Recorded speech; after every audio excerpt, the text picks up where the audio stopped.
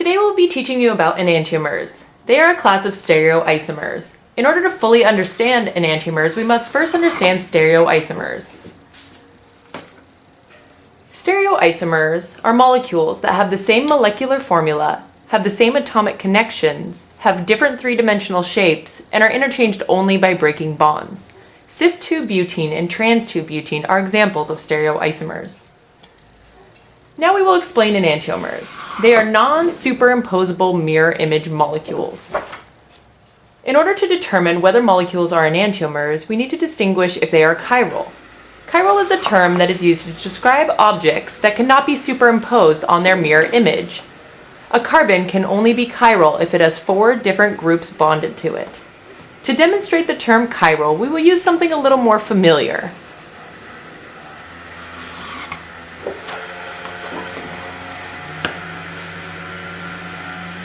Our hands are examples of chiral. If you hold your hands up and face the palms towards each other, you will notice that they are mirror images. But your hands are chiral because if you put your left hand on top of the right, it is not superimposable on the right hand, it's mirror image. Pairs of enantiomers are identical in almost every way. Carbon is an example of a pair of enantiomers. They have the same molecular formula, but because it's chiral, there is a difference in the taste. One is the taste of caraway, while the other tastes of spearmint. Now we hope you have a better understanding of enantiomers, and we will leave you with a little song we wrote inspired by the late king of pop, Michael Jackson. I'm staring at my hands in the mirror.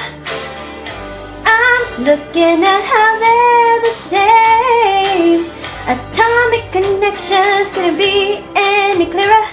If you want to make the world a better place, you gotta have different 3D shapes.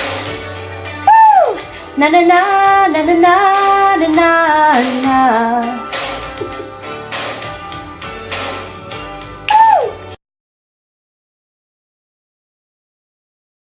Three-dimensional shapes. Okay, really? A chainsaw has to start playing? It's a